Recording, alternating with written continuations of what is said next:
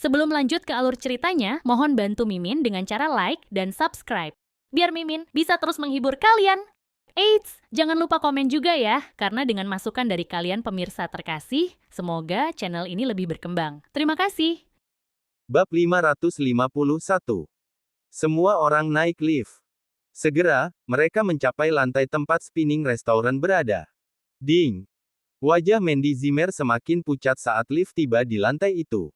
Telapak tangannya, yang memegang tangan Cynthia, mulai berkeringat. Boom, boom, boom. Kembang api mulai diluncurkan, dan pecahan warna-warni berserakan di mana-mana. Selamat ulang tahun, Nyonya Mandy Zimmer. Sekelompok pelayan berdiri di kedua sisi di pintu keluar lift. Ketika mereka melihat seseorang keluar, mereka segera membungkuk. Sebuah band profesional memainkan musik di latar belakang.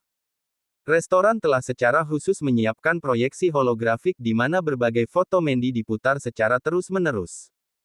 Sosok Harvey muncul di beberapa foto. Itu adalah kenangan langka Mandy dan Harvey. Seluruh perjamuan diatur sepenuhnya untuk Mandy. Tidak ada orang lain di sana. Semua meja dan kursi telah dikosongkan. Hanya ada gerobak kue raksasa dan menara sampahnya menjulang yang tertata rapi di tengah ruang makan. Kami, atas nama Spinning Restaurant Baku Tower, mengucapkan selamat ulang tahun kepada Nyonya Mandy Zimmer. Anda satu-satunya orang yang mengadakan pesta ulang tahun di restoran kami. Kami telah menyiapkan souvenir eksklusif untuk Anda, kartu keanggotaan emas murni. Mohon diterima. Ini adalah kartu keanggotaan emas murni pertama kami, dan juga satu-satunya. Orang yang bertanggung jawab berjalan keluar dengan hormat, memegang piring merah. Sebuah kartu keanggotaan yang halus ditempatkan di atasnya. Selain bahan emas murni, ada juga huruf kapital, Z, bertatahkan berlian, yang merupakan singkatan dari Mandy Zimmer. Mata Mandy menjadi sedikit merah ketika dia melihat hadiahnya. Dia tersentuh. Ini adalah hal paling menyentuh yang pernah dia alami. Cynthia Zimmer, yang berdiri di belakang, merasakan gejolak aneh di hatinya saat melihat adegan ini. Kakaknya sedang mengalami kebahagiaan. Bukankah seharusnya Cynthia senang untuk Mandy? Mengapa dia merasa sangat sedih? Adapun Zack dan Brent Silva, keduanya benar-benar tercengang. Ini benar-benar berbeda dari yang diharapkan. Jika Mandy tidak pergi ke Grand Hotel W, perencanaan mereka tidak akan berguna. Ayo, Mandy, ayo ke depan. Harvey tersenyum, meraih tangan Mandy, dan berjalan ke tengah restoran. Mandy memberinya tatapan penasaran. Harvey mengangkat tangan kanannya dan menjentikkan jarinya. Jepret. Di luar menara Bakut, kembang api yang indah diluncurkan ke langit, meledak menjadi semburan warna-warni tepat di sebelah jendela spinning restaurant. Setiap sinar kembang api terlihat jelas dan khas. Berbagai warna terjalin di udara, membentuk kata-kata, "Selamat ulang tahun." Seluruh Bakut bisa melihat kembang api yang mempesona di langit. Banyak wanita harus menjadi hijau karena iri. Mereka pasti bertanya-tanya tentang gadis beruntung yang bisa menerima perlakuan luar biasa seperti itu. Mandy tercengang. Dia tidak pernah berpikir bahwa persiapan yang begitu teliti akan dilakukan demi dia. Harvey memegang tangan Mandy dan berkata dengan suara yang dalam. "Sayang, aku akan menjagamu dengan baik." "Oke." Mandy memeluk Harvey. Tidak ada wanita yang bisa menolak sikap romantis seperti itu. Baik Simon Zimmer maupun Lillian Yates bingung. Mereka tidak pernah menyangka Harvey bisa mengadakan pesta ulang tahun untuk Mandy di tempat ini. Brent tampak mengerikan. Dia memelototi Zack Zimmer, mendesis dingin. "Apa yang terjadi? Bukankah kau mengatakan dia menantu yang tidak berguna? Dia bisa keluar dari komunitas tanpa cedera. Dan sekarang, dia bisa menyiapkan makan malam ulang tahun seperti ini. Katakan padaku, bagaimana sampahnya? Siapa dia?" Bab 552. Brent Silva sangat marah. Dia telah melakukan banyak persiapan, menggunakan banyak metode, dan menghabiskan banyak uang untuk memenangkan hati Mandy. Yang paling penting adalah bahwa seluruh taktik ini atas perintah orang yang tidak mampu dia sakiti. Jika dia gagal, dia akan berakhir dalam keadaan yang tak terbayangkan. Saat ini, Brand Silva memiliki keinginan untuk mencekik Zack Zimmer sampai mati. Bukankah karena kesalahan informasi Zack, dia akan berada dalam posisi yang canggung? Jika dia membawa Mandy langsung ke Grand Hotel W, bukankah semuanya akan berjalan sesuai rencana? Aku akan mencari seseorang untuk diperiksa. Zack Zimmer berkeringat dingin. Dia tahu bahwa jika dia tidak bisa memberikan penjelasan yang memuaskan kepada Brand, lupakan menjalin hubungan dengan yang kuat, dia akan mati. Perjamuan ulang tahun segera dimulai. Zack tiba-tiba tertawa. Harvey, kau mungkin tidak punya apa-apa, tapi kau masih memiliki keberuntungan yang gila.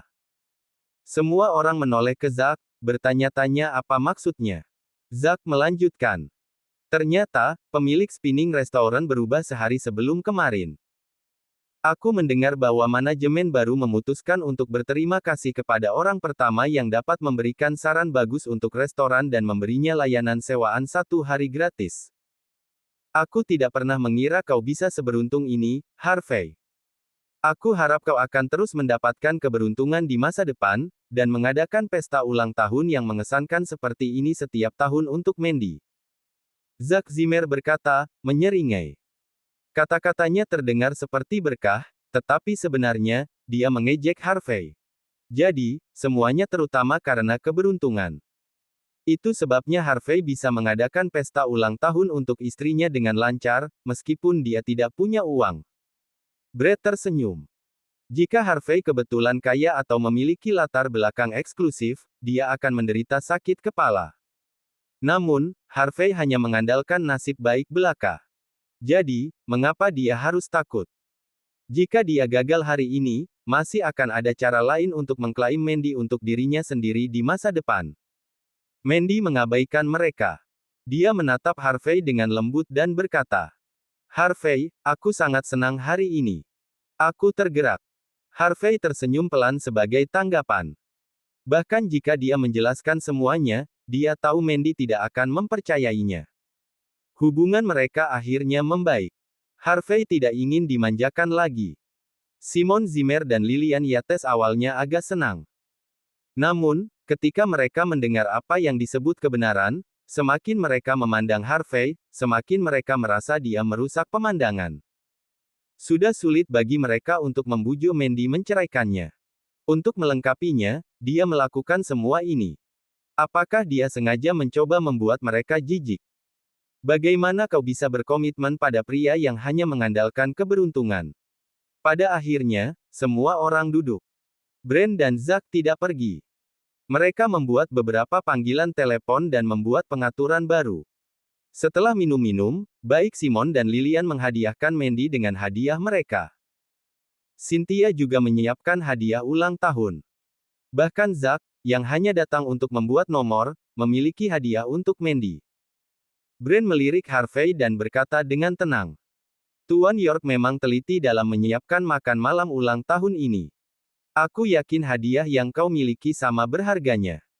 Dia masih belum menyerah untuk mencoba membuat Harvey terlihat buruk. Bagaimana mungkin seorang pria yang hanya mengandalkan keberuntungan untuk merencanakan pesta ulang tahun bisa mendapatkan hadiah yang berharga? Lillian memelototi Harvey, mengerutkan kening. Apa yang bisa kau berikan kepada Mandy? Jika itu sesuatu dari warung pinggir jalan, jangan dibawa keluar. Kau akan mempermalukan kami. Harvey tersenyum. Aku memang menyiapkan hadiah. Aku tidak membawanya, tetapi aku juga tidak bisa membawanya. Tuan York, jika kau tidak punya uang untuk hadiah, katakan saja. Brand menghela nafas. Apa gunanya berbohong? Dia bertepuk tangan. Detik berikutnya, dua rombongannya berlari masuk, terengah-engah. Mereka telah bergegas ke sini dari Grand Hotel W.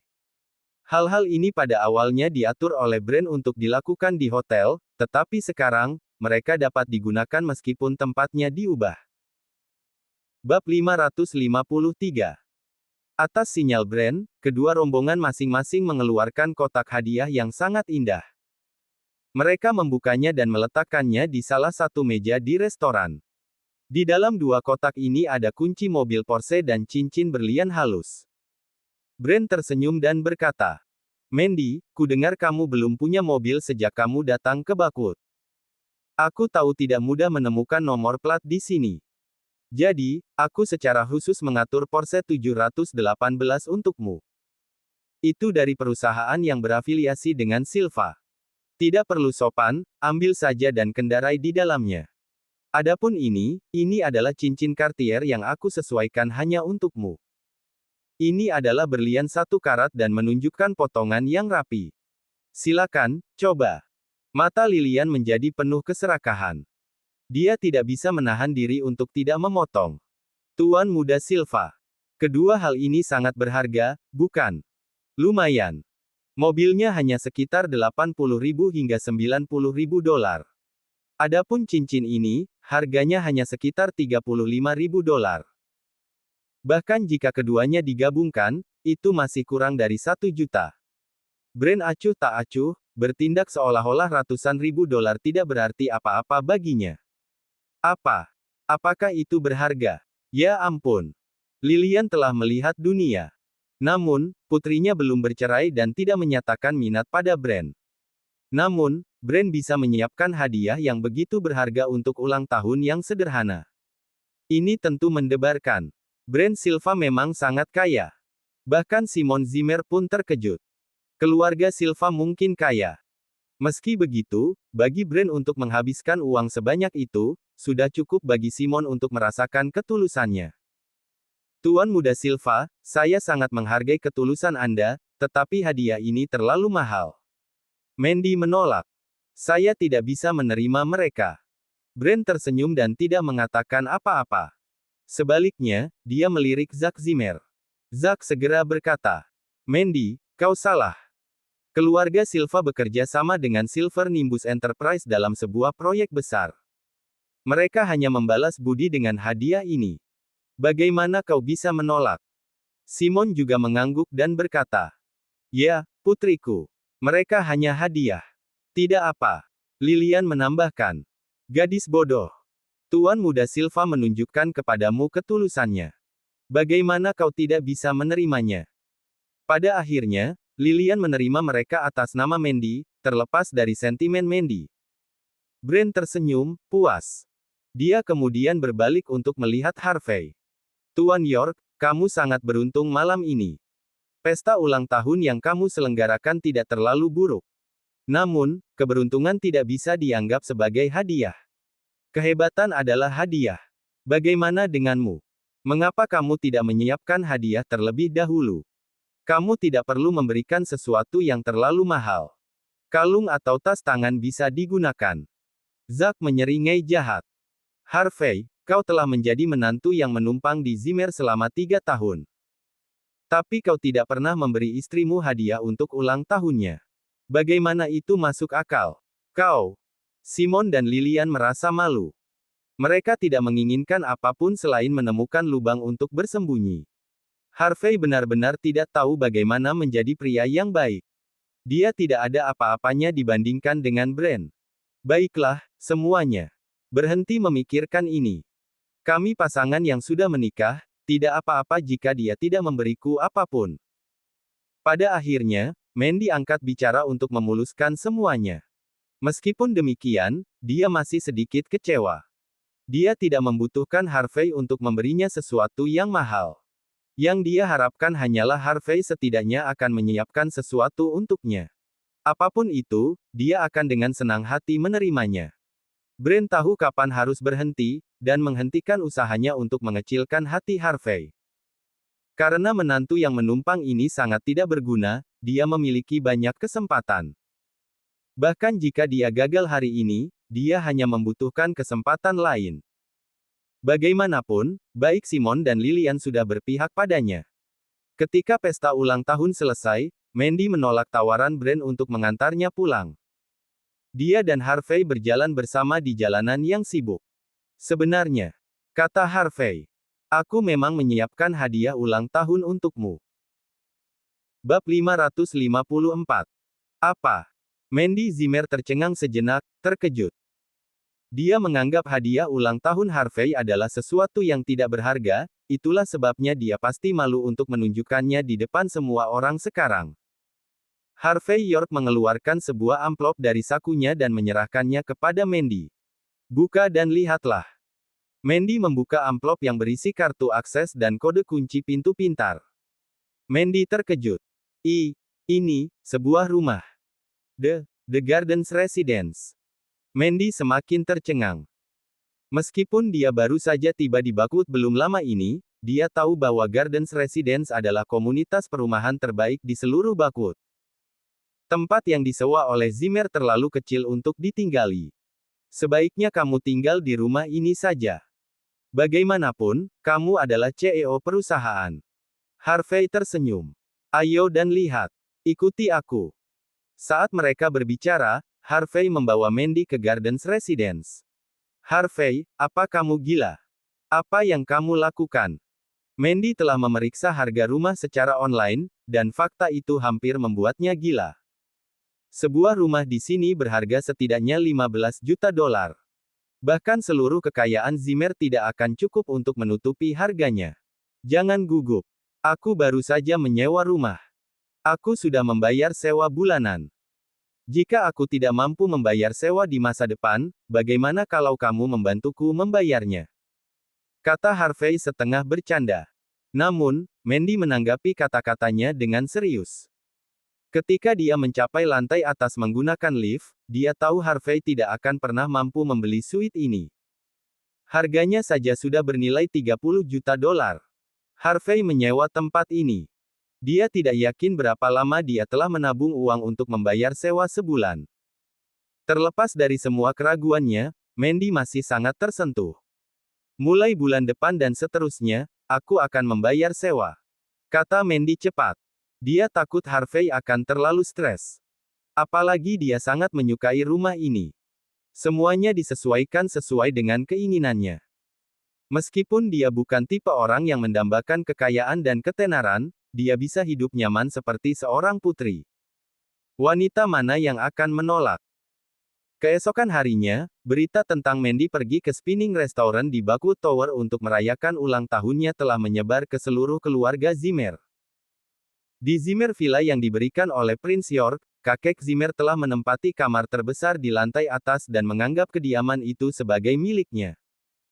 Sementara itu, di lobi villa, sekelompok Zimmer berkumpul dan mulai menghina Mandy di depan kakek Zimmer. Kakek Zimmer, aku tidak berpikir Mandy cocok untuk menjadi CEO. Ya, dia bahkan memesan seluruh Spinning Restaurant di Bakwood Tower untuk ulang tahunnya. Semua orang bilang manajemen mengizinkannya karena keberuntungan, tapi bagaimana mungkin? Aku pikir dia menggelapkan dana perusahaan untuk memesan seluruh restoran, hanya untuk menyelamatkan reputasinya. Ya, dia sengaja mengatakan bahwa bajingan itu, Harvey, adalah orang yang beruntung. Bagaimana mungkin menantu yang menumpang memiliki keberuntungan seperti itu? Kakek, jika bukan karenamu, apa hak Mandy menjadi CEO Silver Nimbus Enterprise? Aku tidak berpikir dia cocok sama sekali. Keluarga Zimmer sangat membenci Mandy. Tidak hanya dia berkuasa, tetapi dia juga sombong dan boros. Mereka tidak bisa menerimanya. Sebelum diniumhi, mereka bisa menginjaknya. Namun sekarang, mengapa dia yang menginjak mereka? Zack sangat marah. Kakek, aku tidak punya masalah dengan Mandy berkuasa. Masalahnya, Tuan Muda Brand Silva dari keluarga Silva sangat tertarik padanya. Sepertinya paman ketiga dan bibi ketiga ingin mengubah menantu mereka. Begitu dia menikah dengan keluarga Silva, kurasa dia tidak akan mendengarkanmu lagi. Bab 555. Kata-kata Zack Zimmer memukul saraf senior Zimmer. Alasan kakek Zimmer mengizinkan Mandy menjadi CEO adalah untuk mengendalikannya. Namun, akan merepotkan jika Mandy memang menikahi Brand Silva saat masih menjabat sebagai CEO. Mata kakek Zimmer berfluktuasi karena frustrasi. Dia kemudian berkata dengan dingin. Dalam keluarga Zimmer, kau tidak bisa begitu saja menceraikan atau menikahi seseorang sesukamu. Zack melanjutkan. Kakek, untuk saat ini, cara terbaik adalah membiarkan Queen cepat menikah dengan keluarga Silva dan kemudian mengambil posisi CEO dari Mandy. Jika kamu merasa tidak ada yang bisa kamu percayai, aku bisa mengisi posisi untukmu untuk sementara waktu. Tentu saja, aku hanya boneka. Kakek memiliki keputusan akhir. Zack tidak berniat menyembunyikan ambisinya. Dia tahu bahwa menyembunyikannya tidak ada gunanya, jadi dia mungkin lebih baik jujur tentang hal itu. Dari pemahamannya tentang kepribadian kakek Zimmer, selama pihak lain gugup, semuanya akan berjalan sesuai rencananya. Brand tidak perlu menikahi Mandy. Selama dia terus memukul Mandy, kakek Zimmer pasti akan menjadi takut dan mengambil kembali posisi CEO darinya. Adapun Sky Corporation, mereka menginginkan seorang anak muda untuk mengelola Silver Nimbus Enterprise. Setelah semuanya mencapai titik itu, wajar bagi Zack untuk menjadi CEO. Benar saja, aku masih butuh bantuan untuk menyelesaikan sesuatu. Seru Zack dalam hati. Selama semuanya berjalan dengan baik, tidak akan lama sebelum aku menjadi CEO. Ketika itu terjadi, aku akan segera mengirim orang tua ini ke panti jompo. Hanya dengan begitu, Zimmers benar-benar bisa makmur. Jejak kebencian mewarnai ekspresi Zack, tapi itu hanya sementara. Tidak ada yang memperhatikannya. Kakek Zimmer menatap Zack, tidak yakin dengan pikiran Zack. Setelah beberapa waktu, kakek Zimmer akhirnya berkata, meskipun Mandy memiliki banyak kesalahan, dia baru menjadi CEO baru-baru ini. Kita harus mendukungnya. Mari kita bicarakan ini nanti. Setelah memikirkan secara mendalam tentang masalah ini, kakek Zimmer menyimpulkan bahwa dia harus mewaspadai Zack daripada Mandy.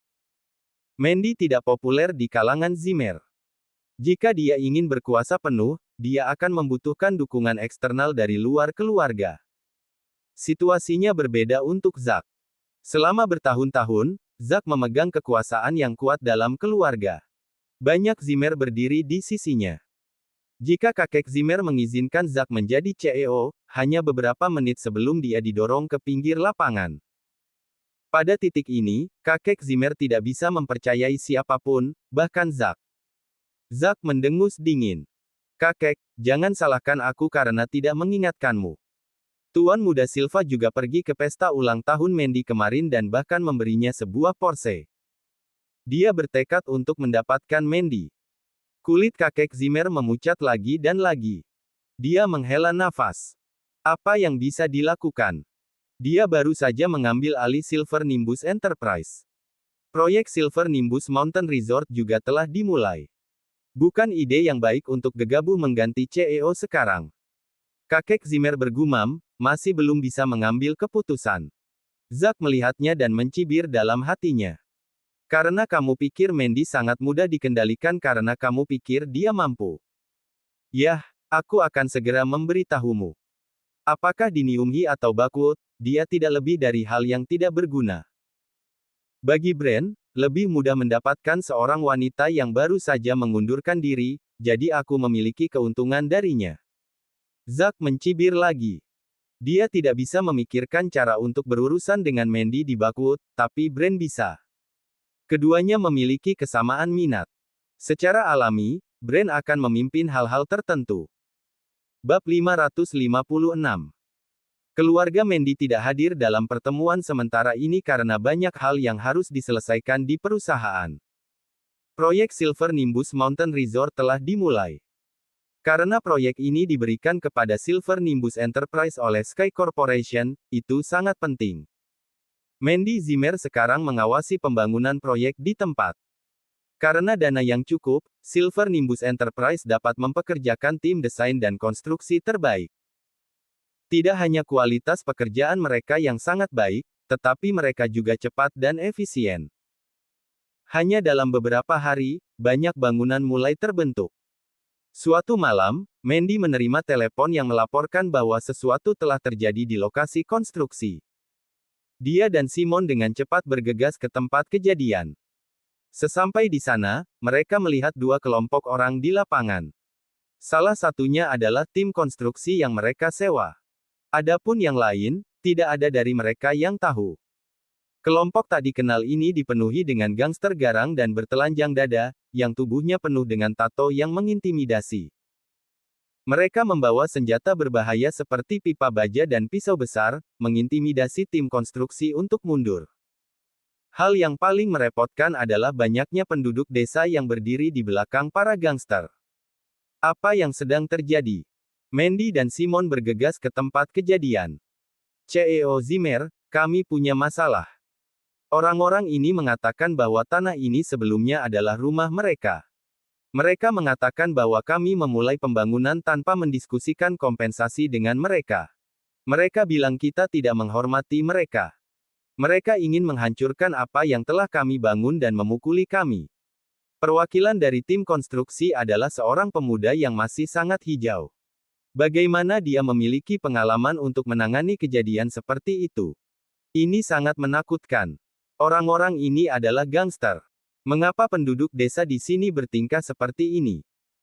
CEO Zimmer, ketika kami menandatangani kontrak, kita sepakat bahwa kami hanya akan memasuki situs jika tidak ada sengketa tanah. Kamu harus menjelaskan ini. Anggota tim konstruksi hampir menangis. Mereka bisa melakukan konstruksi, tetapi mereka tidak bisa bertarung. Mandy mengerutkan kening dan menatap para gangster. Benar saja, mereka semua tampak sangat ganas. Mereka tampak memancarkan rasa keganasan yang kejam, biadab dan haus darah. Sepertinya mereka telah melihat dan melakukan jauh lebih banyak daripada gangster biasa. Mereka tampak siap untuk membunuh. Aku CEO dan pengembang untuk proyek ini. Mandy mengerutkan kening, tapi masih melangkah maju tanpa rasa takut. Kamu bisa memberitahuku apa yang kamu inginkan. Dia pernah mengalami hal yang sama di Niumhi sebelumnya. Dia tahu bagaimana menghadapi ini. Seorang pria parubaya mengisap rokok dan dengan bekas luka berserakan di sekujur tubuhnya keluar. Siapapun dapat melihat bahwa dia telah hidup dengan mempertaruhkan nyawanya setiap hari, dan telah melalui banyak luka berat. Dia tidak memegang senjata. Dia mengamati Mandy dan kemudian mencibir. CEO, kamu sangat luar biasa. Tapi uang untuk pembongkaran bangunan tidak cukup. Ini adalah penjualan yang sulit. Kamu telah menipu kami, penduduk desa. Benar, benar. Bayar kami. Bayar kami. Entah kamu membayar kami untuk hak atau kami merobohkan seluruh tempat. Mengikuti jejak gangster, sekelompok penduduk desa di belakang mereka berteriak marah, bertindak seolah-olah mereka benar-benar menderita kerugian besar. Mandy merasakan sakit kepala menjalari dirinya. Dia tidak takut bertemu gangster saat mengerjakan proyek. Yang paling ditakutinya adalah masalah pembongkaran dan pembebasan lahan. Karena semuanya telah mencapai titik ini, dia tidak punya pilihan selain mencari solusi. Dia berkata dengan tegas, "Maaf. Kami bisa berkembang di sini karena kami telah membayar dan memperoleh prosedur hukum. Jika menurutmu uang untuk pembongkaran itu tidak cukup, kamu seharusnya tidak menemukan kami. Kamu harus pergi ke kantor relokasi sebagai gantinya." Salah satu gangster mencibir. "Kami tidak peduli. Kami tidak akan membiarkanmu melakukan konstruksi di sini jika kamu tidak membayar kami. Tidak peduli berapa banyak yang telah kamu bangun, kami akan meruntuhkan semuanya. Ya, bayar kami." Bab 557. Di bawah kepemimpinan gangster, penduduk desa berteriak dan berteriak menantang tanpa rasa takut. Mandy tidak bodoh. Dia segera memahami situasi setelah hanya sekilas. Orang-orang ini datang ke sini untuk membuat masalah dan tidak ada yang lain. Namun, Bakhmut adalah ibu kota provinsi. Itu adalah tempat yang menekankan penegakan hukum. Bahkan para gangster tidak bisa main-main sesuka hati. Mereka pasti menuntut biaya perlindungan dan memaksa penduduk desa berkumpul di sini untuk membenarkan tindakan tidak bermoral mereka. Mandy menarik napas dalam-dalam dan berkata dengan tenang. "Baik, kamu mengatakan bahwa kamu menginginkan kompensasi untuk pembongkaran bangunan. Berapa banyak yang kamu inginkan?" "Tidak banyak, hanya 15 juta dolar. Jika kamu memberi kami sebanyak ini, maka masalah ini selesai untuk hari ini," kata pemimpin gangster itu sambil menyeringai. Namun, apa yang dia katakan sangat menarik. Masalah ini mungkin selesai untuk hari ini, tetapi mungkin tidak sama untuk besok. Mustahil. Kami tidak akan memberimu uang. Cepat dan enyahlah. Simon Zimmer, yang selama ini meringkuk di belakang Mandy, langsung berteriak setelah mendengar harganya. Bagaimana bisa Silver Nimbus Enterprise menemukan uang ekstra? Mata pemimpin itu berbinar dingin. Baik. Karena kamu menolak memberi kami uang, kami akan merobohkan gedung-gedung itu. Puluhan preman dan beberapa warga mulai beraksi. Para pekerja ingin menghentikan mereka, tetapi para preman mengarahkan senjata mereka untuk mengancam para pekerja. Siapa berani? Jika kamu bergerak, aku akan membunuhmu. Mandy dan yang lainnya tidak berdaya. Mereka hanya bisa menyaksikan orang-orang biadab ini meruntuhkan lokasi konstruksi. Bahkan beberapa mesin hancur berkeping-keping. Namun, orang-orang ini masih memiliki rasa kemanusiaan. Sementara mereka menghancurkan bangunan, mereka tidak menyakiti siapapun. Mereka membentangkan beberapa spanduk menuntut ganti rugi atas pembongkaran. Mereka agak pintar, tidak seperti gangster biasa. Seseorang pasti telah menghasut mereka untuk bertindak dengan cara ini. Penyebab kehancuran mereka adalah karena sengketa pembebasan lahan. Karena itu, tindakan mereka tampaknya dibenarkan. Setelah spanduk digantung, pemimpin menunjuk Mandy dengan pisau dan berkata, CEO Zimmer, permintaan kami sangat sederhana. Bayar kami. Jika kamu menolak, kami akan menghancurkan semua yang sudah kamu bangun. Jangan ragu untuk menelepon polisi. Kamulah yang secara acak membangun wisma kami. Jika kamu menolak untuk membayar kami, bahkan jika ada yang datang untuk membantu, itu akan sia-sia. Pemimpin ini tampaknya sangat berpengetahuan. Mereka tidak menyakiti siapapun dan bahkan menggantung spanduk. Mereka bahkan sempat mengambil beberapa foto. Bahkan jika Mandy menelepon polisi, mereka dapat menggunakan media massa untuk menyebarkan desas-desus tentang pengembang yang tidak bermoral dan pemerintah yang menindas rakyat biasa. Satu berita seperti itu keluar, siapa yang berani datang dan menahan mereka? Gangster ini menggunakan penduduk desa untuk mencapai motif tersembunyi. Simon dan Mandy saling berpandangan, tak bisa berkata-kata. Mereka tidak tahu harus berbuat apa. Para gangster dan penduduk desa segera mundur ke daerah terpencil. Pemimpin itu berkata, "Tetap buka matamu. Beri tahu kami segera setelah mereka memulai konstruksi. Ketika kami mendapatkan uangnya, kami akan memberimu 10% sesuai kesepakatan. Jika ada yang tidak bekerja sama atau mengkhianati kita, kalian tahu apa konsekuensinya. Kami tahu. Kami tidak akan berani. Terima kasih atas belas kasihanmu." Penduduk desa mengangguk patuh, membungkuk, dan pergi. Faktanya, mereka memang menerima kompensasi atas pembongkaran tersebut. Namun, gangster ini mengancam mereka dan menguntungkan mereka pada saat yang sama. Bagaimana mereka bisa menolak? Setelah penduduk desa pergi, pemimpin kemudian memutar nomor. Meskipun berbicara di belakang telepon, dia masih menurunkan tangannya dengan patuh dan menyeringai. "Kakak, pekerjaan selesai." Sebuah seringai terdengar di sisi lain telepon. "Kau tidak menyakiti siapapun kan?" "Ya, kami melakukan semua yang Anda pesan." "Tentu saja, kami tidak berani menyakiti siapapun. Ingat, kita benar. Selama kita tidak menyakiti siapapun, siapapun yang datang, itu tidak berguna. Kau akan pergi lagi besok malam. Kali ini, kau akan menghancurkan ruang dewan tempat para pekerja tinggal. Jangan khawatir, kakak besar. Anggap saja sudah beres." Bab 558. Pada saat yang sama, di clubhouse. Banyak orang sedang duduk di ruang pribadi tertentu. Orang-orang ini adalah orang-orang hebat di Bakut. Mereka semua berkumpul untuk memberikan sambutan yang layak kepada sosok baru yang sedang naik daun. Tyson Woods. Orang nomor satu di Niumhi, yang baru saja menetap di Bakut. Dia telah mengambil sikap yang kuat setelah tiba di Bakut dan dengan cepat mendominasi beberapa wilayah. Dikatakan bahwa dia memiliki dermawan kuat yang mendukungnya dari belakang. Karena itu, mereka harus memperlakukannya dengan baik. Apapun perspektifnya, Tyson Woods hanyalah pendatang baru di Bakut. Dibandingkan dengan orang-orang hebat di Bakut ini, dia bukan siapa-siapa. Jika bukan karena dermawannya, dia tidak akan memiliki hak untuk duduk di sini di antara barisan mereka. Penyelenggara pesta ini, Old Niner, tersenyum dan meletakkan telepon di tangannya. Seseorang tertawa dan berkata, "Niner, kamu sangat sibuk.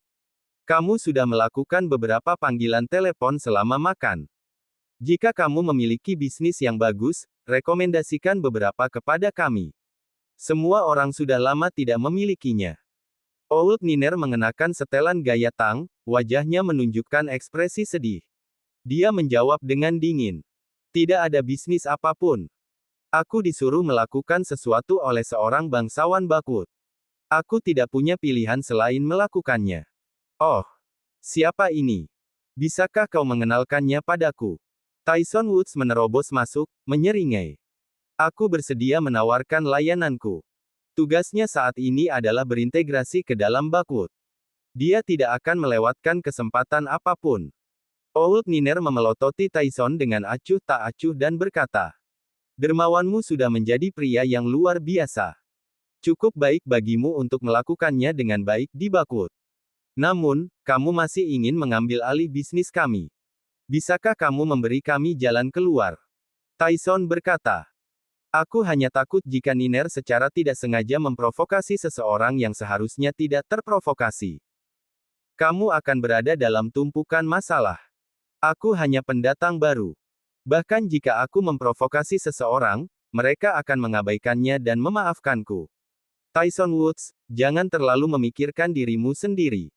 Old Niner menggonggong dengan dingin. Demi dermawanmu, kami telah memberimu kesempatan dan membiarkanmu mendapatkan uang. Kamu baru saja datang ke Bakut beberapa hari yang lalu. Dan sekarang, kamu mengajariku bagaimana melakukan sesuatu. Apakah menurutmu kita akan membiarkan orang luar membuat kekacauan di Bakut? Tidak, tidak. Tyson tertawa. Aku hanya ingin melakukan sesuatu untukmu, Niner. Jika kamu pikir itu tidak perlu, maka abaikan saja aku. Aku akan minum 3 cangkir anggur sebagai hukuman. Tugasnya adalah tugas yang sulit. Dia perlu menyusup ke Bakut dan mendapatkan hak untuk berbicara di antara orang-orang ini. Artinya, dia tidak bisa bersikap rendah hati dan harus menonjol. Tyson telah meninggalkan citra arogan dan mendominasi pada tokoh-tokoh besar ini. Sekarang, dia bisa melanjutkan ke langkah berikutnya. Sementara itu, di sisi lain, Mandy kembali ke Gardens Residence. Dia menjatuhkan diri di sofa mewah, cemberut karena ketidakpuasan. Dia bingung dan frustrasi. Tanpa diduga, setelah menjadi CEO, dia telah menemui beberapa pembuat onar di proyek pertamanya. Itu sangat merepotkan. Jika ini terus berlanjut, dia takut dia tidak akan mampu membayar sewa di sini. Apa yang salah? Tanya Harvey. Apa yang terjadi? Mandy mengalami sakit kepala hebat. Awalnya, dia merasa tidak pantas untuk memberitahu Harvey tentang masalah ini. Namun, dia tidak tahan lagi dan akhirnya menyuarakan semua kesedihannya. Harvey mengangguk sambil mendengarkan. Apakah kamu yakin mereka akan datang lagi besok malam? Ya, aku yakin. Aku tidak tahu siapa di belakang mereka, tetapi aku tahu mereka tidak akan membiarkan proyek ini berjalan dengan damai. Tidak apa-apa, serahkan saja padaku. Aku akan menghadapinya. Harvey memberitahunya, tenang dan tidak terganggu. Aku akan pergi ke lokasi besok malam. Bab 559. Mandy Zimmer akhirnya tertidur di tengah malam. Hati Harvey York tertuju padanya. Dia mengambil napas dalam-dalam dan menenangkan dirinya. Dia pergi ke atap dan memutar nomor. Tyson, di mana kau sekarang? Tuan, saya sudah di Bakut. Mengikuti instruksi Anda, saya sudah menjangkau beberapa kesempatan besar di Bakut. Harvey berkata, pernahkah kau mendengar sesuatu baru-baru ini? Misalnya, seseorang menyebabkan masalah di lokasi konstruksi untuk proyek Silver Nimbus Mountain Resort hari ini. Tyson berpikir sejenak dan berkata, saya tidak yakin. Tuan, tapi ada seorang pria bernama Old Niner, dan dia sepertinya melakukan sesuatu untuk bangsawan Bakut. Saya tidak yakin apakah itu ada hubungannya dengan apa yang Anda katakan. Itu tidak masalah. Siapkan beberapa orang besok, dan tunggu aku di lokasi proyek Silver Nimbus Mountain Resort. Perintah Harvey, wajahnya sedingin es. Tuan, jangan khawatir. Saya telah dengan hati-hati memilih orang-orang yang mengikuti saya ke Bakut. Anda tidak akan kecewa. Harvey bisa merasakan kegembiraan Tyson melalui telepon. Awalnya, Tyson berasumsi bahwa Harvey akan meninggalkannya setelah memasuki Bakut. Ternyata tidak. Harvey memberi Tyson misi khusus dan membiarkan orang seperti dia masuk ke dunia bawah Bakut. Kali ini adalah pertama kalinya Harvey menugaskan dia tugas yang begitu penting, di Bakut tidak kurang. Tyson bersiap. Dia ingin menyelesaikan tugas ini sesegera mungkin. Semuanya harus dilakukan dengan sempurna.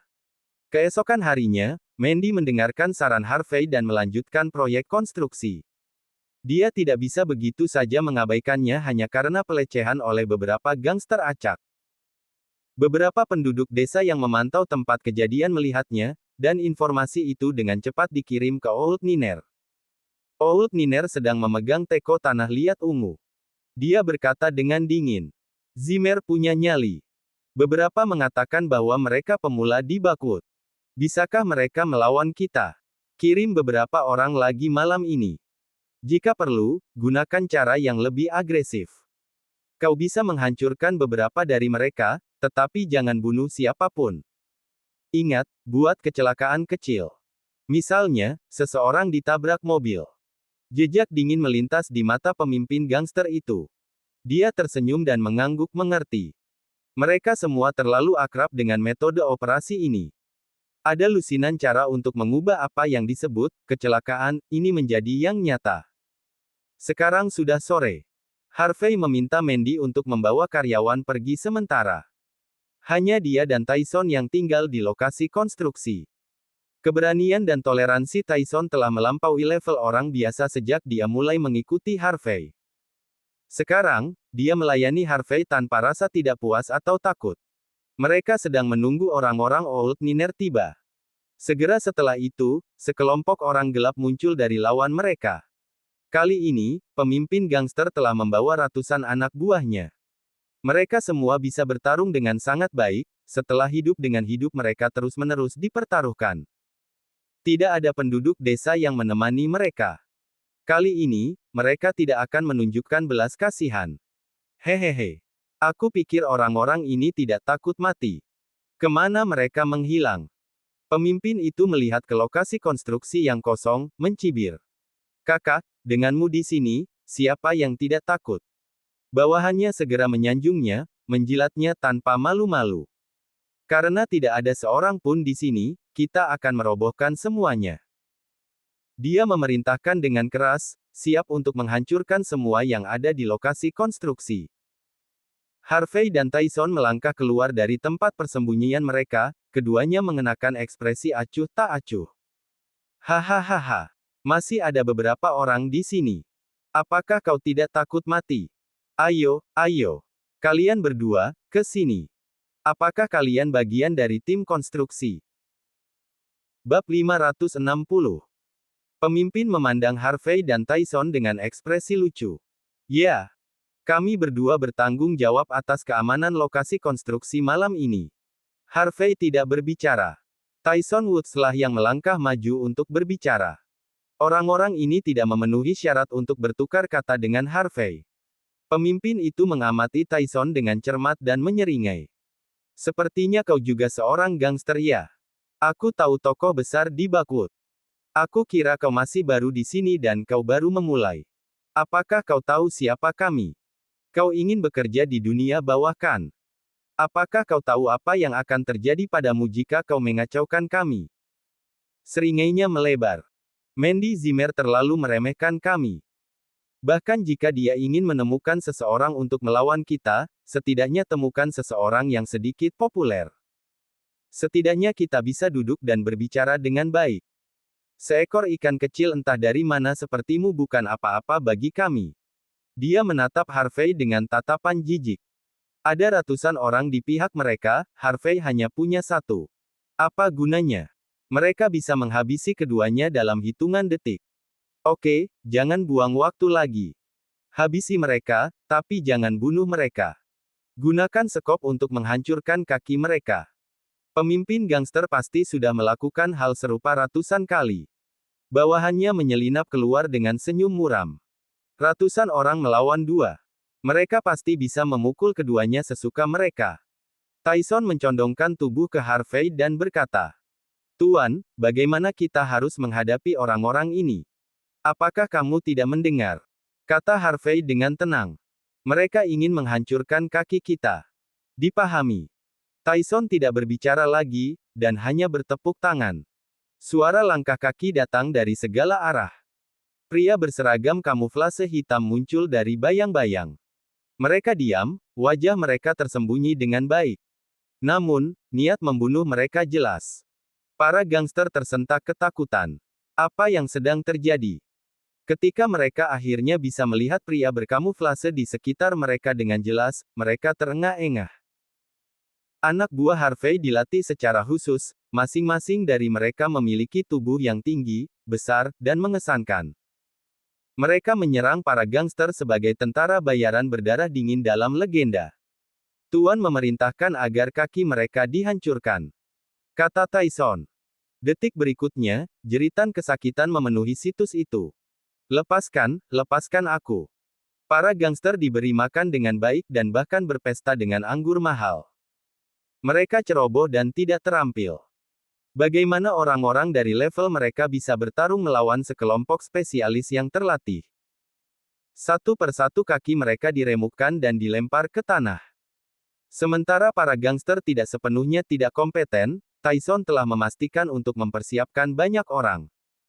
Itu pada dasarnya adalah situasi 2 atau 3 lawan 1. Itu, dan mereka semua terlatih dengan baik dan memiliki kecakapan tempur yang sangat baik.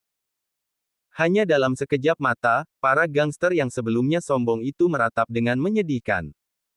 Harvey menyaksikan adegan itu terungkap dengan penuh minat. "Tidak buruk. Bagaimana kau melatih mereka?" Tyson cukup malu ketika dia menjawab. "Karena saya telah menerima pesanan Anda, saya mencari beberapa pensiunan master untuk melatih mereka." Tampaknya semuanya berjalan dengan cukup baik. Harvey tidak bisa berkata-kata. Dia tidak pernah menyangka gangster seperti Tyson akan melakukan itu. Tampaknya kedatangan Tyson ditakdirkan untuk memicu badai di Bakwood. Namun, ini juga membuat Harvey melihat bahwa Tyson memiliki bakat yang hebat. Jika Harvey ingin memiliki pijakan di Bakwood, dia harus memiliki orang-orangnya baik di kepolisian maupun gangster. Di masa lalu, dia memiliki anak buahnya di kedua sisi. Sekarang setelah 3 tahun berlalu, dia tidak bisa memprediksi apa yang akan mereka lakukan lagi. Dia tidak yakin apakah dia masih bisa mengandalkan mereka. Namun, Tyson tersedia dan dapat digunakan.